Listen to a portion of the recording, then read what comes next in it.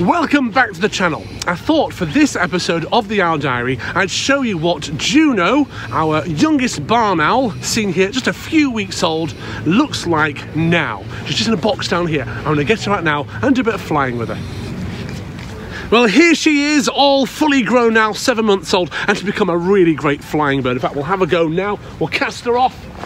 She's just landed in the tree there. Fantastic. So she's done loads of flying. In fact, she's done loads of flying shows, lots of school visits, and she's even done 4 weddings and a funeral. Well, it wasn't really a funeral, it was more like a graveyard sort of birthday celebration with an owl flying, but you get the idea. In fact, later in this video, you'll get to see a behind the scenes clip of Juno here performing at an Asian wedding. Very different, really impressive the performance, so keep watching to see that towards the end there.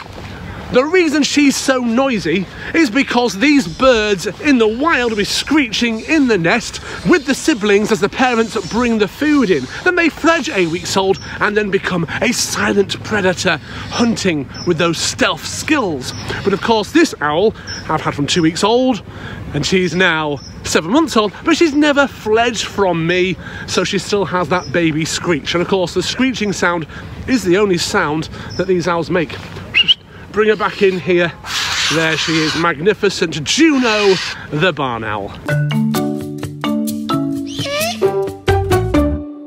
Right now, you can't really see me, however, now you can. You can see this lighting up here. It's actually my girlfriend who found it on some online platform beginning with A, ending in N, and it's actually really, really bright. We've got another one we bought for the other side, because this corridor, this safety corridor for birds are, on an evening, does get really hard to spot them. And of course, now that we're into the colder and darker nights, the shorter days, it's really important we can see what we're doing just from a health and safety point of view, apart from anything else. Now, recently, I'm talking kind of most of November, we've had weather like this.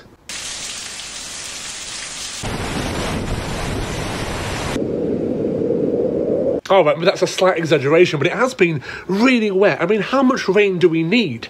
It's like flooding, it's gone down, flooding, it's gone down, flooding, it's gone down. I'm talking about the river, of course. That's not a euphemism. And I thought, what I'll do quickly, because I know I did do a video about Olive, who is our oldest bird now, 24 years old. She's just there. There she is. You gonna say hi? Not really. Blind in one eye. I'm going to say hi, blind in one eye. I didn't mean that to rhyme at all. And I'm going to feed her here. I've got some chicken today, got a couple of chicks. And let's just pop one through the top there, because it's quicker. And she jumped straight down for it, even though she's at kind of a semi-fat weight. There she is now on the perch behind. And I'll go in. She's doing really, really well. I'm really pleased with her. We've used her for quite a few different events recently, including some school visits. Shut the latch there. Oh, that's one-handed. I'm normally really good at doing things with just one hand. Oh, dear, put it down for a second. Managed to get the door shut. Okay. Let's see if she wants to come over for a bit of food. There you go. No, you missed it. It's just there, look. Oh, no, you've still got one in your hand there. In your hand. No, we are really pleased with her. Been using her for all sorts of events, various things, including nursery visits. We did loads of nursery visits recently, and because she's big but not absolutely enormous, the kids who, from the cities especially, the big cities, they're not too scared of her. And some of the older children can hold her. She weighs a couple of pounds. So we're really pleased with Olive, the African spotted eagle owl. She's really added something to the team. I better go and feed these other birds. They're getting impatient.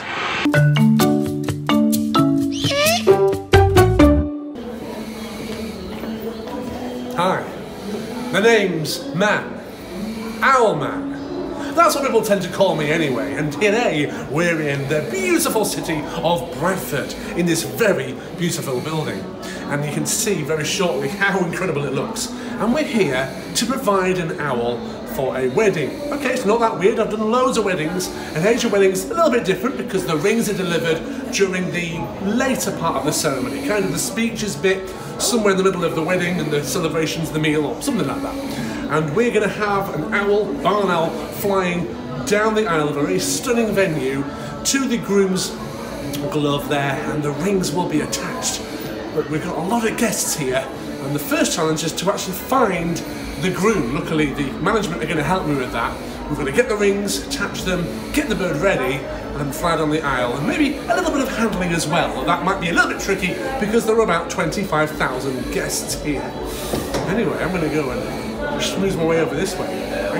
We will begin with the ring exchange ceremony.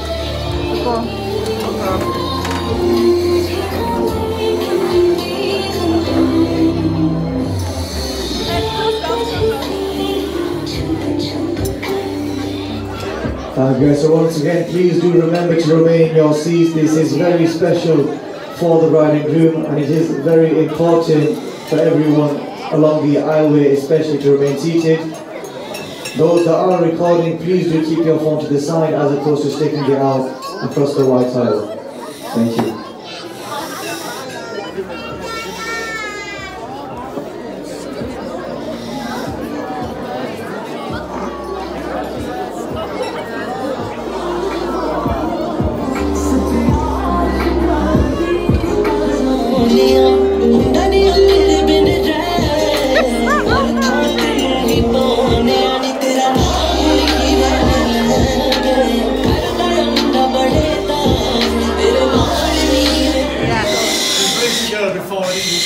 I know. Get ready. Oh, thank you. We did that without food because she drops out with the food early, buddy. So now I'll give her a bit of a reward. The good old chicken here. So, and we'll take them in and get some photos with the bride and groom shortly as well.